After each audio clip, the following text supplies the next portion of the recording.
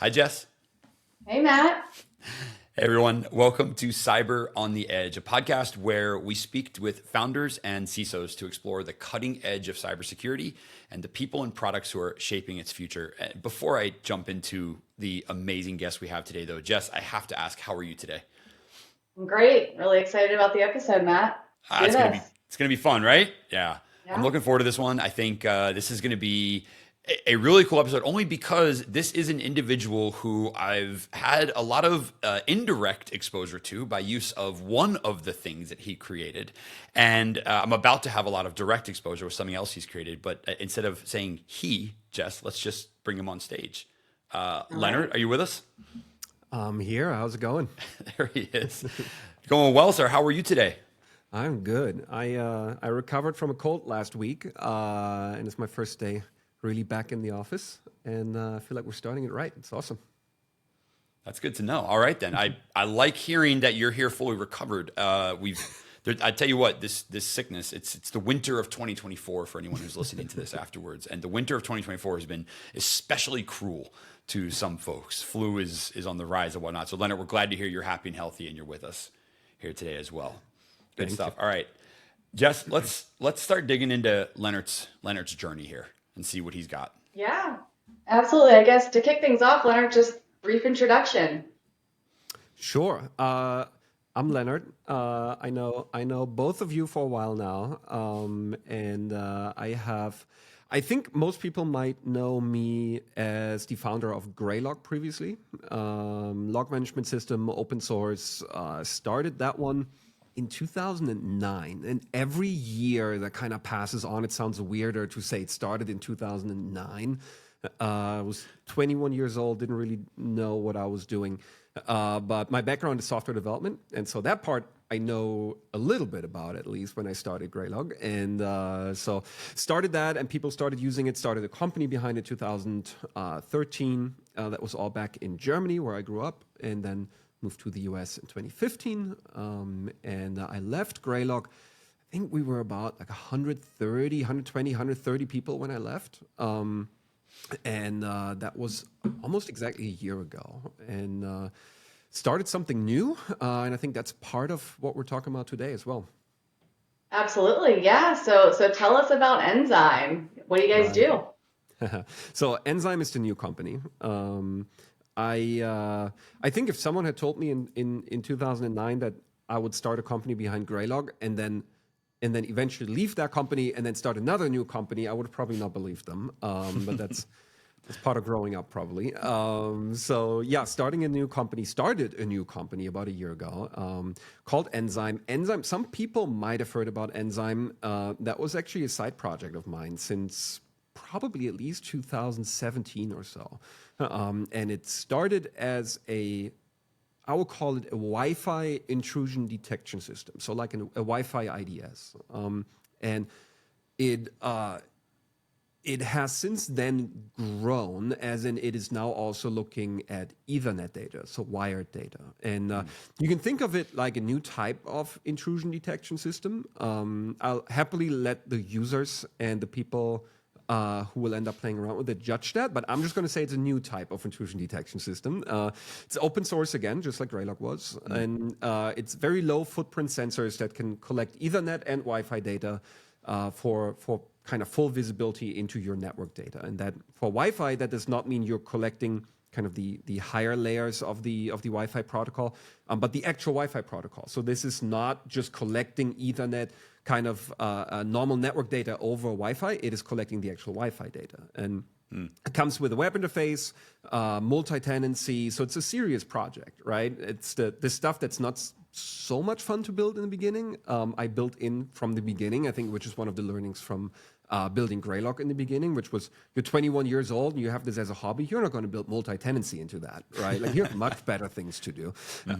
So that's some learnings. And I think the difference to other IDS systems is, first of all, of course, it also protects or aims to protect wireless networks. But then also Enzyme from the beginning assumes that all traffic on the higher network layers is most likely encrypted. It's 2024. Most stuff's going to be some sort of will have some sort of encryption. It's going to have some sort of TLS on it. And so nzyme is not trying to look into almost any of the packets. If it finds some unencrypted DNS, it's going to look at that, some ARP, some DHCP.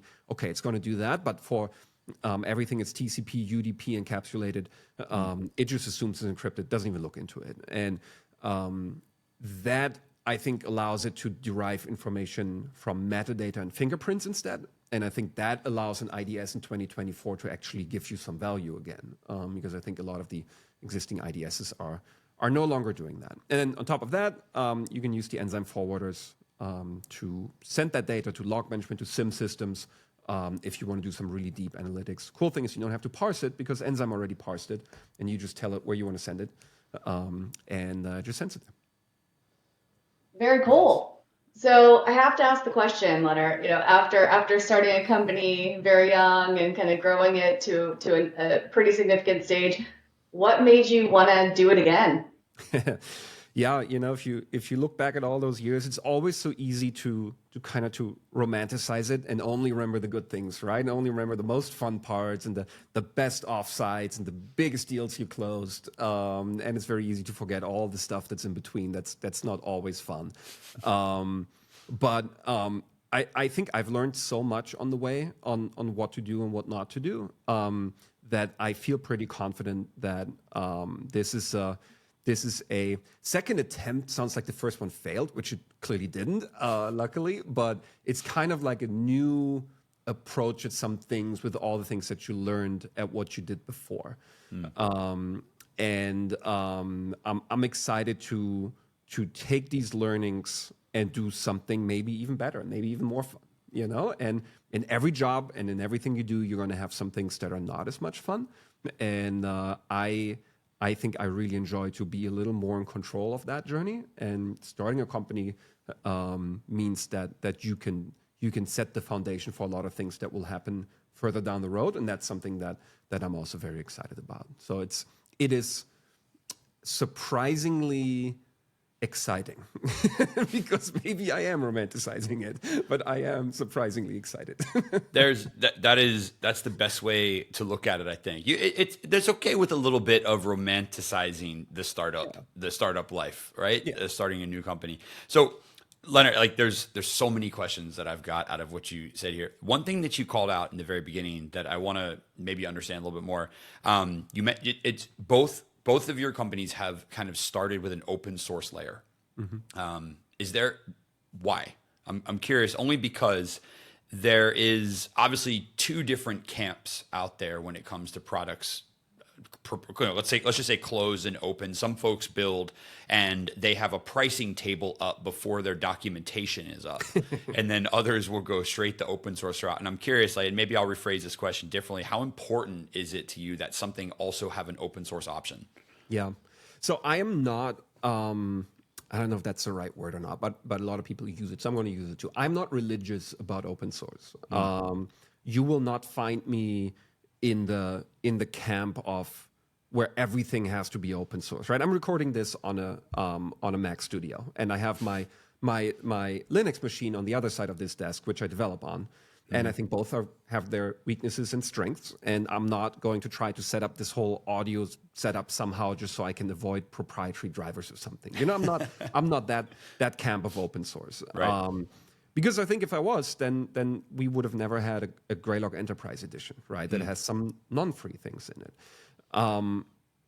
I think that, and also nzyme is SSPL licensed, which is a version of the GPL.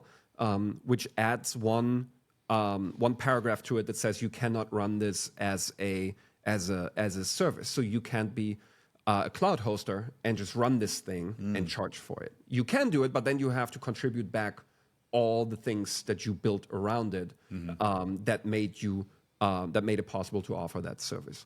And there's some discussions, and there's some of the people who are very strict about their views on open source, who say, oh, this is no longer open source, right? Should you call this open source or not? Whole different discussion. So I don't have this strict view on open source. I believe that that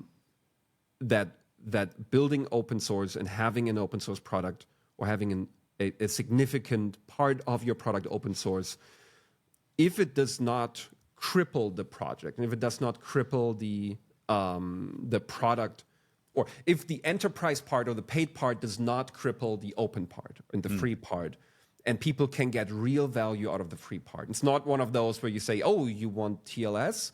Well, you got to pay for that, right? Oh, you want more than one user? Oh, you got to pay for that.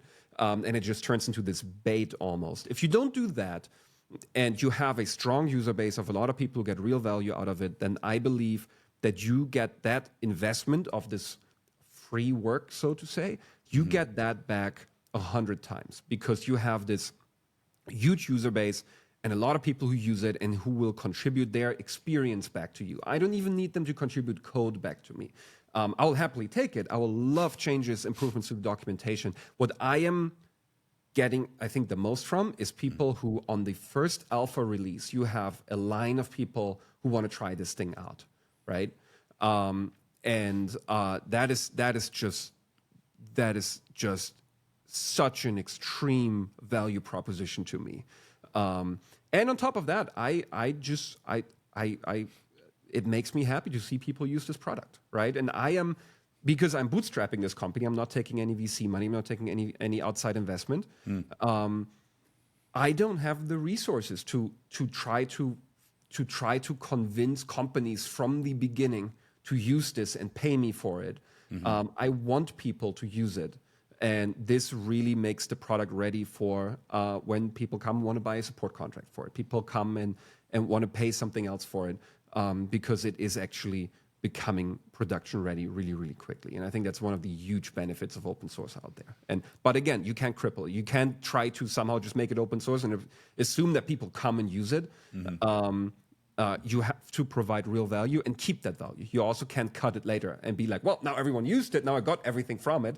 Sorry, it's no longer open source. Or sorry, now you have to pay for TLS.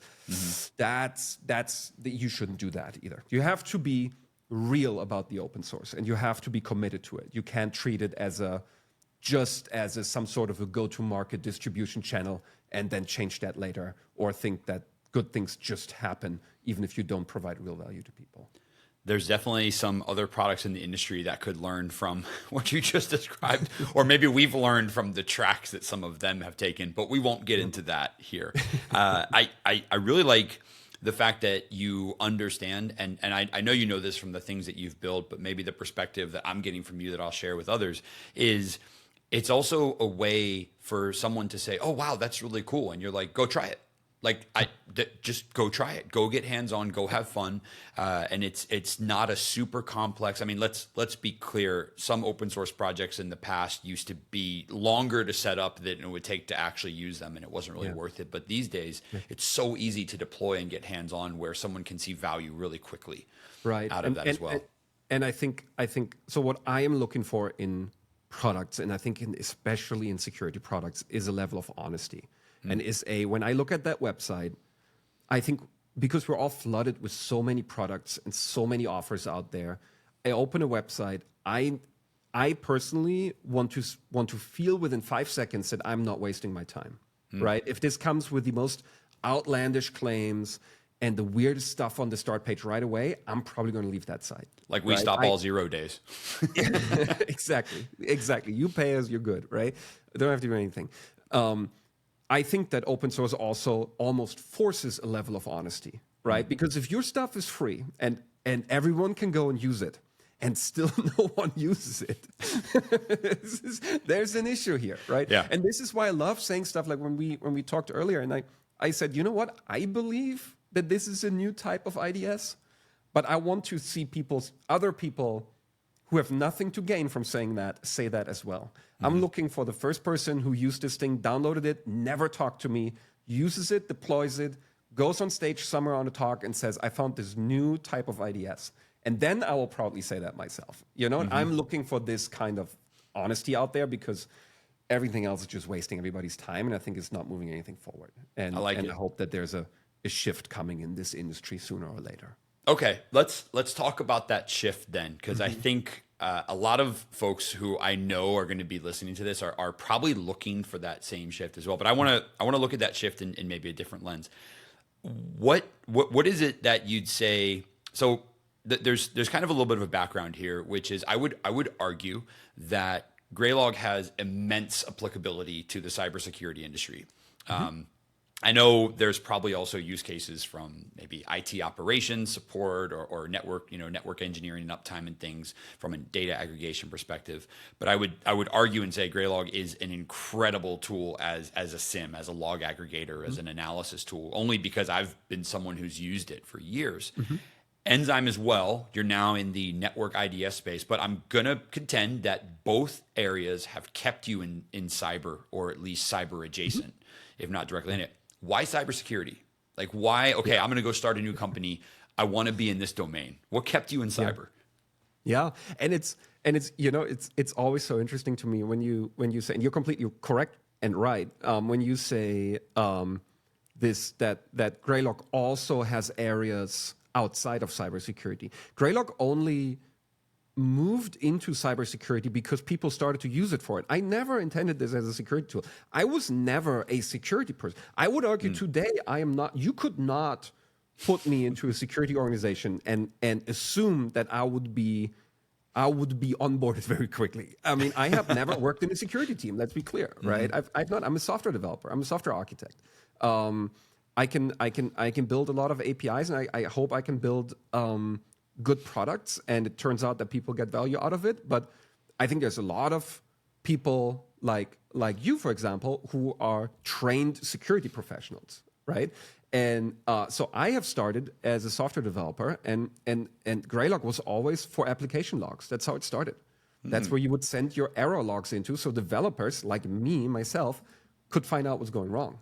And then I remember that one day, a good friend of mine now called and said, hey, and I'm not going to name the company, but said, hey, we have an incident. And so I'm thinking there's an outage because I'm a software developer. We have an incident and we're running Graylog. And we're kind of cold calling because the guy who set up Graylog left and all the logs are in Graylog and we're working on an incident. We don't know how to use this thing. And I'm thinking application logs. And it turns out, no, they were using it as a full-blown SIM. And so I honestly had to find out what a SIM is. And people were already using it as it. That was now many, many years ago. And I've learned a lot on the way, obviously. But to come back to your question, why is it, again, a security company? I find the security space just fascinating. And I think it has such a broad space where the stuff that security professionals do are things that my parents talk about on Christmas. They don't talk about the newest Java framework. Yeah. They don't care about that. They don't have to care about that. I feel like it is just so applicable.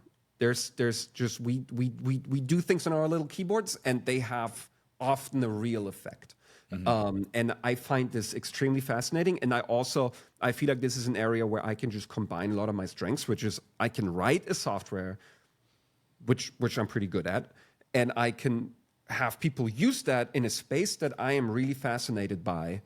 And it now, for nzyme, it involves things that I also have a lot of experience with, which is network protocols, which is networking, which is things that I've learned over the past year, which is Wi-Fi, right? And I can put all of that together.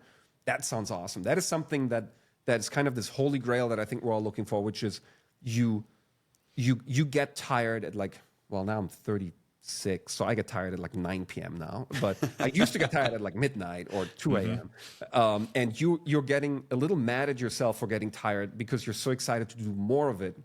And you're already excited about getting your coffee tomorrow morning and picking it back up. That is this holy grail I think that we're all looking for. And this is something that I tend to find in this space. And I think that then ultimately also leads to good products because there's real heart in it. And I love the security community. I mean, I really do. I love the software development community, but I also feel very at home in the security communities. Absolutely. I'll say we've embraced you with open arms. Not that I'm any sort of representative, but to hear that Graylog. So when admittedly, if I can offer my own reflection on a little bit of your journey there, when I first ran into Graylog and encountered it, it was being used as a SIM, and I was like, oh my gosh, this solves so many issues. And I remember talking to my friend, who's still a good friend of mine. Won't name names, but you know exactly who they are. And I was like, this thing's amazing. Where'd you find this at? And they're like, oh yeah, it's this. It's it's an alternative to the other SIMs that are out there. And to hear that it was not actually originally intended for that, but it fits so well into that purpose, I think is a good demonstration of just how versatile of a tool you've built. So it's great to hear. You mentioned it before, nzyme, and I'll keep the target on nzyme now, only because that's the one I want to make sure everyone knows you're working on here and the things that you're looking for. You mentioned it being a network IDS, maybe a better network IDS, and I'm just curious. Those are pretty powerful adjectives, because there is already, of course, a market for that. What gap did you see, or what gap do you recognize that you're like, hey, this thing needs to be filled, and I think I can build the better version of it, or I can kind of make this approach more applicable, right? Because let's be clear, Lennart, you're not, hey, here's a great way to +1 that existing product, right? You're starting and saying, I'm going to approach network protocols differently than others. And I'm curious, what's the gap there that you think that nzyme fills? Yeah. So I remember that one of the first things when I started to play around with Linux, which was, I think, almost on the day 20 years ago, one of the first things after installing GNOME and KDE and the media player and all of that, I immediately got into, okay, now can I run this on a machine that just doesn't have a monitor, and then accidentally build a server, right? One of the first things that I installed was one of those existing IDSs. That's a great project, and that I think in 2004 was fantastic for what it did and what network traffic looked like. And I was fascinated by, wait a second, I can just plug in a cable into a mirror port or into a tap and then analyze all that traffic that goes over that wire. That is fascinating. So I have always thought that analyzing network traffic is kind of one of the sources of truth, right? That is what is being transmitted in your network. That is the communication that's going on. And I believe that pretty much every thread today is somehow networked, right? Either on its way, either for ingress or egress, for lateral movement, all of that is some network component in it. And I always loved that, yeah, you can just read that. Why would you not be able to find a bunch of stuff in that, right? And then getting more and more into the security community, I found out why people don't do that. And I think it is because it is, first of all, such vast amounts of data, right? It is so much data. And you have two problems with that. One of them is you need to be able to actually analyze that data in something close to real time, as in all of that goes over the wire, and now you have this little machine sitting there trying to read all of that in real time. Oh, that's a lot. The other thing is you need to then, if you want to analyze it, you either have to keep a ton of it in memory and analyze it, or you have to store it somewhere and then do batch analysis like you would do with a SIM. And that just gets so expensive. And I think I've seen that at Graylog when people try to use a SIM for their network analytics, and they said, oh yeah, we're just going to send every single IP connection plus the upper layers of that into a SIM. I mean, if you can somehow, that's a great source of information, but man, that's a lot of data. I would probably reconsider that. And then you still have to parse all of that, right? And some network protocols are pretty complex. So I saw that a lot of people are simply not doing that anymore. Not a lot of people are doing, I think, a broad scale, I guess we can call it NDR for network detection. And when I asked people about this, when I started to play around with the nzyme for Ethernet data, I asked people and I said, are you monitoring your network traffic? And it's like a little bit on egress, or we have like everything that goes into our DNS server. We're going to keep the queries, very high level and very selective on the kind of data they're recording. And I think that's with the tools that are out there, that's probably the right thing to do. But I asked, so why are you not collecting everything? Do you have some sort of a record of what connected where, what shouldn't be connecting where? Would you know if somebody tries to connect from one network, from some sort of a guest network into a production network? Would you know about that, right? So you could talk maybe firewall logs, you could talk anything that touches network. The answer was always, not really. And if you dig a little deeper, it's because it's so expensive. It is just so expensive. Either you have to kind of build this yourself, so you have to hire a whole team of people who build this, maintain this, and then write these complex queries, right? If you look at these SIM threat hunting queries for network data, I mean, they're they intense. get really complex really quickly, right? Oh yeah. Or you have to buy something off the shelf, but those tend to be so extremely enterprisey and so expensive that then you don't do it. And then the answer is, okay, are you not concerned about that you're not collecting that? I often got the answer, well, we have EDR, right? We have EDR that captures all of that. And yeah, I mean, that's good. Please do that. Please have EDR. But I would disagree with that captures all of that, because I don't think that captures the Docker containers of your engineers. I don't think that captures all the VMs that are running somewhere, maybe very ephemeral VMs. I think there's going to be a mess on Kubernetes, for example. And also, what about all those embedded devices that you have running? I think those are probably a lower risk factor than a developer machine, but those are probably also not going to have an EDR, right? And so what nzyme tries to fill is this very understandable gap of we do not monitor our network traffic because it's so expensive. And so what nzyme does is it says, okay, well, there's a reason it's so expensive. It's because everyone tries to keep everything, and everyone has to write these queries, and everyone has to send this into a SIM, and it's just prohibitively complex and expensive. So nzyme says, okay, well, we're going to be very opinionated in our approach, and we will build a lot of things in from the beginning that will give you a baseline level of visibility, but at an affordable price. And with affordable price, nzyme being open source means with a low footprint, which means you can run this, you can run the sensors on a Raspberry Pi. And yeah, we're not going to try to look into all the communication. We're not going to try to do deep packet inspection. We're not going to do any of that. But we're going to tell you what communicated where, how much, and does this deviate from what should be communicating there. We're going to look for certain signatures that we can derive from the metadata. We're going to do all of that, and we're going to write this into a SQL database. You don't need an Elasticsearch cluster and 3 ops people who try to keep this thing up and running, right? We're going to write this into a SQL database. You can, if you run this on Amazon and Google Cloud, wherever, you can use the hosted database service that they have, write it all in there, because we keep less. We don't keep every single connection. We aggregate on the tab, send up a report to the main nzyme server that you run, and then that keeps the aggregated data off the aggregated data, and this becomes one row in your database. So it's supposed to fill this gap and become affordable by simply doing less. And I know that this maybe goes back to what we talked about earlier with being a little more real, a little more true, and not promise everything. I'm happy to say we do less. We do much less than a lot of these solutions, but we will do it affordably, and we're going to give you we'll give you value that you will actually receive. Then if you still need that data, and if you want to do the selective stuff, then yeah, you can forward that to your SIM, but it's pre-parsed, and you can be very selective. You can even say, hey, only when an alert triggers, start to send that data for 5 minutes to the SIM, so we have it in there for analysis.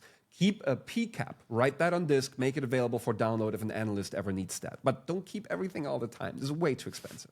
So I will try. I could talk about this for a whole day. I think this will show in the future when nzyme reaches its stable phases, but that's kind of the general approach. I think there's a hole in the market because everyone tries to do everything, and this ends up with almost no one being able to use it. And then people say, "Oh, well, we got EDR. That's the best we can do." And that's what I'm trying to solve. It's a fair point, valid point. Jess, I don't want to monopolize everything here. I'm curious. No. I have a couple questions. Yeah, just kind of around the your go to market, or who do you think your target customers are? Who do you want to get their hands on this? And for me, target customer does include target user, and especially right now, it's target user because I have nothing to sell yet, and I am. My current plan and vision is that there will be no enterprise version of this, that all the code will always be public. I built, and I hope I don't get in trouble for this in the future, but I built all the multi-factor authentication, all the multi-tenancy, all of that is open source. That's already out there under the open source license. This will not be a thing where like, oh yeah, if you want to use it for real, you got to pay us, unfortunately, right? So target customer and target user, I think right now it is probably everyone below the size of a huge enterprise that might probably actually be better served with one of those huge enterprise IDSs out there, because I think that's their target customer. Please go do that. Also, being bootstrapped and me being the only employee currently, I don't think I should be selling to the enterprise. I think we would all be equally disappointed in the experience. But I think below that, I think really anyone who has any sort of network communications and who maybe feels like when I explain this gap I'm trying to fill, who feels a little bit like, yeah, this might honestly be a problem in their organization right now, then I think this is for them. This is not a hobbyist thing. This is not a small thing.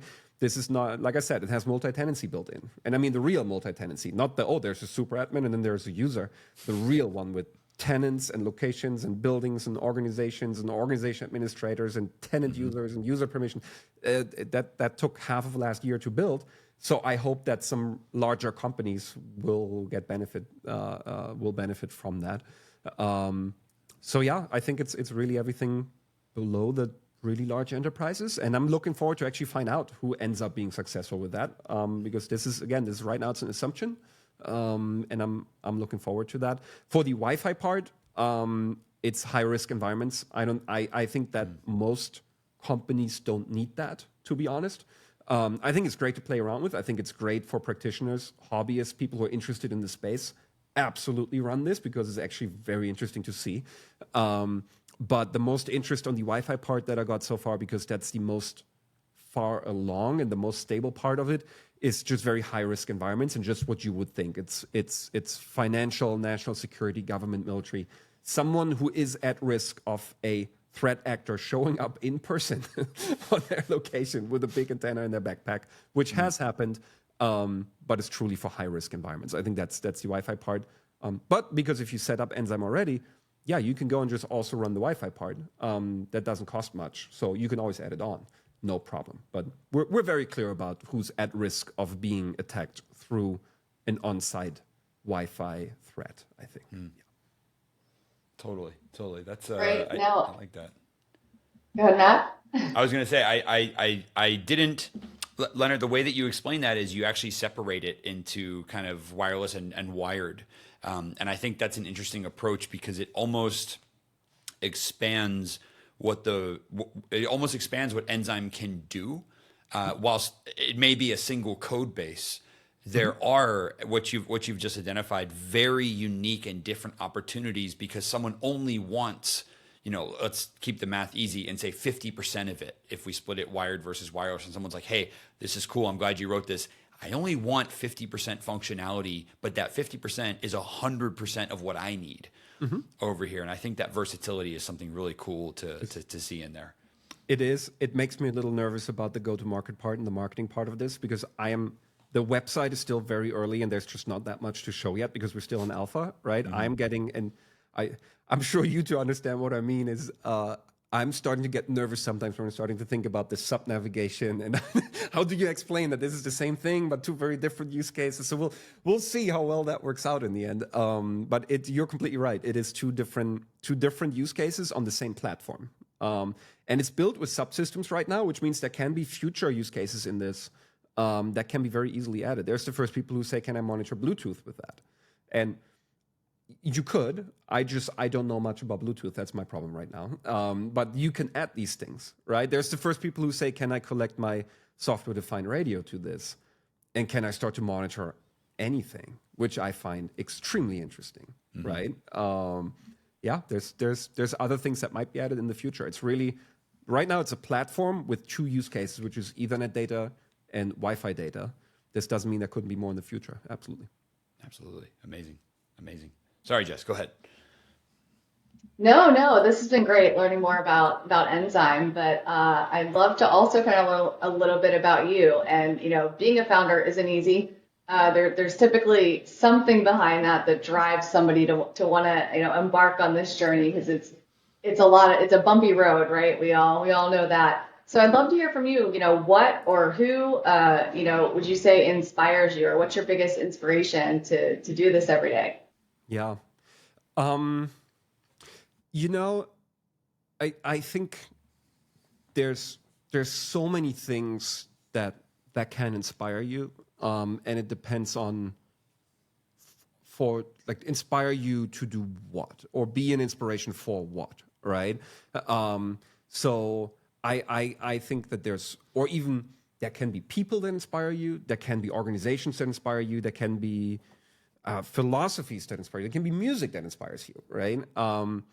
And there can be very different, so for people, I think there can be very different moments of inspiration, or even things like, do you mean inspiration for the kind of person you want to be, the kind of maybe friend you want to be, the kind of father you want to be one day, right?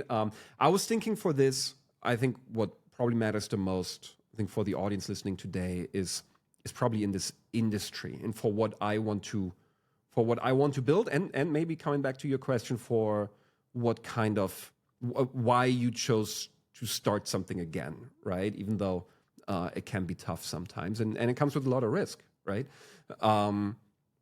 And I think there is a bunch of people in this industry, or other people who started companies, that do inspire me when it comes to building products and building companies. And I think it's the people who build something from the ground, build it from the ground up, and many years later can still stand on a stage, or can still stand in front of people and in front of the company, and be truly proud of what they, together with the others, have created. And you can see that, and you can feel that. And I think that's one of those things that is, when it's not delivered by the person who started it, or by the people who were actually involved in building it, but when you reach a stage where maybe you hire a CEO, for example, because you don't want to do it anymore.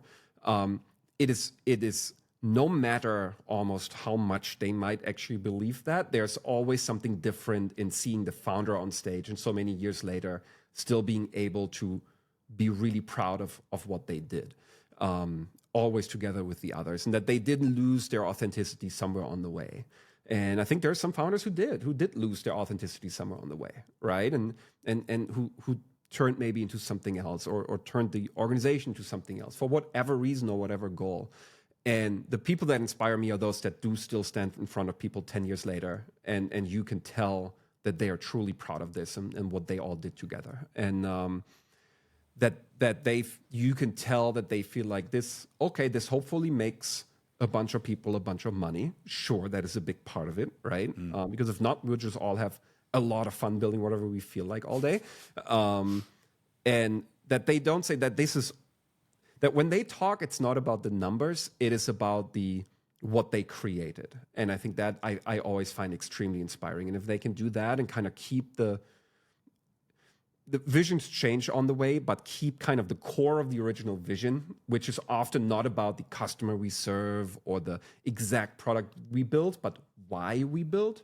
If that's still there so many years later, that's people that I look up to. And I think there's several in this industry that come to mind, and they're the ones that I aspire to be, and they have built organizations that I aspire to build. That's awesome, Lennart. That was an extremely inspiring past couple of minutes in that answer there. I'm gonna keep on that thread, and I'm going to ask you to be an inspiration now. If you could give a piece of advice to the next founder that maybe is listening to this, or is maybe right on the edge of like, should I go start that thing? Should I do this? What piece of advice would you give kind of the next person to say, hey, look, either do this or don't? Yep. But more importantly, I guess not necessarily more of a convincing, right? It's more of, what is it about about building that makes you excited, that you think others would appreciate as well? Yeah. So for my piece of advice for founders, and for maybe first-time founders about to become first-time founders, are two. Is one very short piece, and then one's a little longer. It's like maybe 2 sentences. The first one's very simple, which is you will, when you, especially if you maybe try to raise money, you will it's very easy to run into this trap of having to be so confident all the time in what you're doing that you convince yourself that you know what you're doing, which you are not. I can guarantee you that you do actually not. If you are a first-time founder, you have no idea what's coming and you have no idea what you're doing. And that's fine because no one did. But don't fake this confidence in front of, which I know can be frightening, in front of a big board of investors who all try to decide if they should give you money or not and trust you with this. Don't go so far with that confidence that you start to believe yourself that you're that confident. What you need, and this is really my piece of advice, is you have to stay, I will call it coachable, which is you have to always assume that you are wrong and someone else may be right, or that you may be wrong and someone else may be right. And no matter how outlandish their view might seem to you, you come in with a very narrow focus usually, which is you are very good at building an application and people will tell you things that sound wrong to you. And it's very easy to dismiss this and keep on doing your thing. And you always have to take the step back and ask them something like, why do you think that is a problem? Or why are you saying that, right? And because there's so much to learn on the way. And yes, you have to be confident, or if you're not confident, you shouldn't start a company. But never be so confident that you don't constantly question your own decisions. And I've run into that trap, and I thought I knew what I was doing, and I didn't. And I paid dearly for it in many ways. But I think somewhere along the way, I have learned that. And I think that really made a huge difference. And it will also make a huge difference to the people around you, because you have to take them seriously, even because you're learning so many new things. You're suddenly learning about sales, which you probably have not done any time before, right? Mm-hmm. If you think you know how sales work and you just dismiss these opinions, even if they may be wrong, but you have to take the time and really explore what other people are saying, even if your initial feeling is to disregard that because you're so confident in the one thing you're so good at that you are able to start a company. That's tricky. And then the other thing, and that's shorter, I would say talk to 5 founders in your industry who took VC money, and then talk to 5 founders who didn't, and then compare the experience they had, the outcomes they had, and then decide for yourself which way you want to go, because that is the decision that sets up almost everything going forward. And I think that is something I would definitely recommend now. And if anybody wants to do that, I will happily volunteer to do the took VC money part, and maybe in a few years do the did not take VC money part and compare those two experiences. But I would say that is such an early critical decision that sets the path for almost everything that is to come. Don't take that lightly, and especially don't take it lightly and say like, oh, well, everybody takes VC money, so I have to. Right? I would say think that through and talk to some people who didn't, and see what's best for you, because both can be good choices. But I think you have to be clear about it. You have to be very clear about why you do or do not do that. And I think then you're in a good path. Then just go do it. It's fun. Often.